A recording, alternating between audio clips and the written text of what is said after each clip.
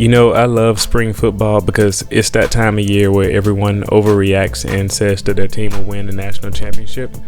But it is fun to see, and I take it upon myself to watch a few different spring games, and I'm going to give you some notes from the Oklahoma spring game here first. So there was 4 plays that made me want to analyze Jalen Hurts here, and this is the first quarter. I haven't even made it out of it yet. So the first quarter, there's 4 plays I'm going to analyze from Jalen Hurts, and there's 1 play from the defense that gives me some cause for concern. It makes me want to pause, and I'm just going to jump right into that actually. So this first play that I'm going to do on the defense, the next 4 plays are going to analyze Jalen Hurts' throws here and some other things. So here at the first quarter, 18 minutes 50 seconds of the, well, I guess it's more like first and second half. I don't know how Oklahoma does the actual spring game, but 18 minutes 50 seconds left.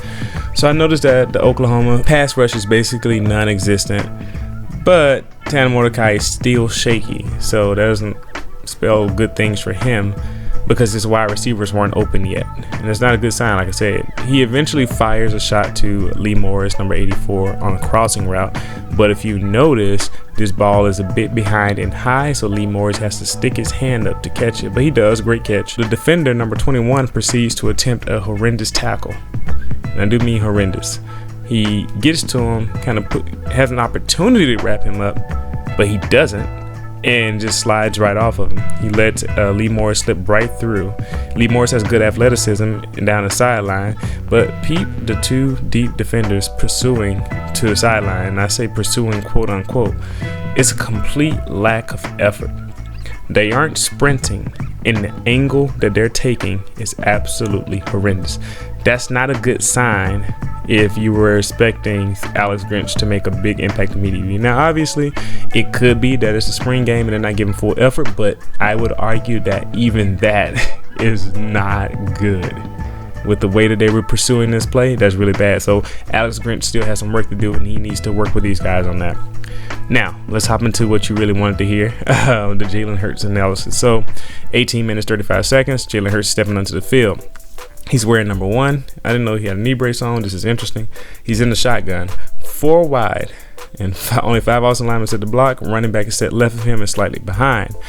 The defense rushes 4 people. Now look at the right guard on this play. Just bad, just horrible. Gets beat immediately. Offensive line has a little work to do there. Number 7 immediately gets the inside shoulder of the right guard and rips right past it. Luckily, the running back comes off of the play action fast enough to catch the block enough to allow Jalen Hurts to escape to the right.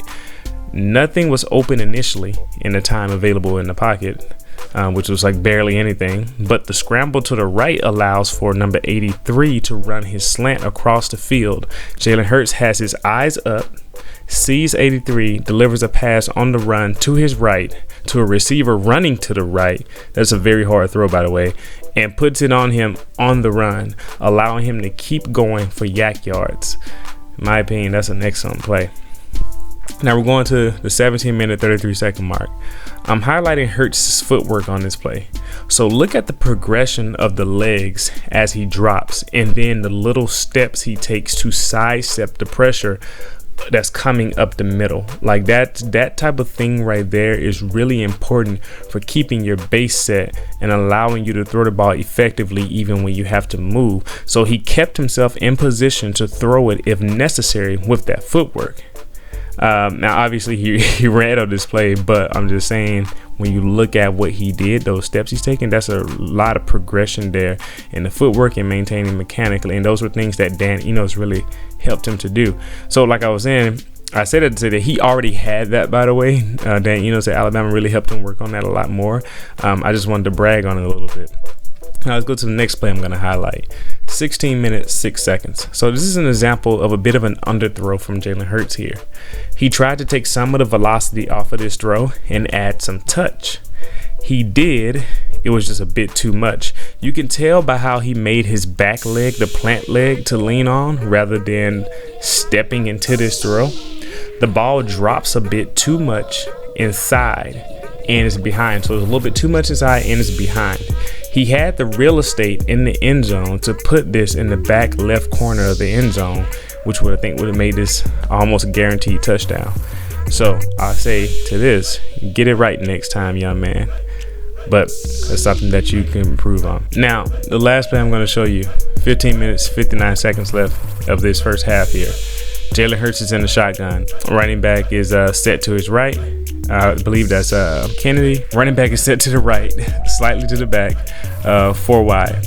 The offense IDs that this is a man coverage. So 2 wide receivers to the right on the close side. The DB on the far right wide receiver backs off and plays off man.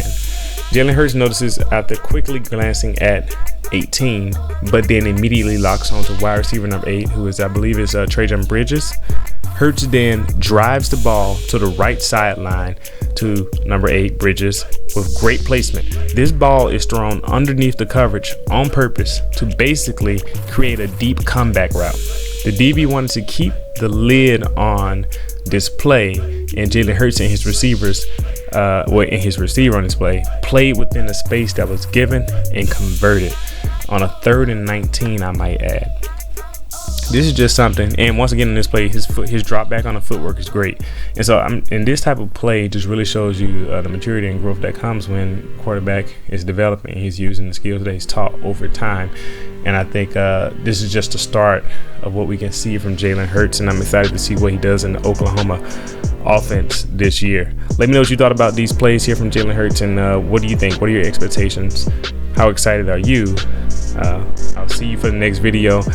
I'm going to try to make it to more and more of the game, but I also got a lot of content that I'm trying to get out. So see you next time.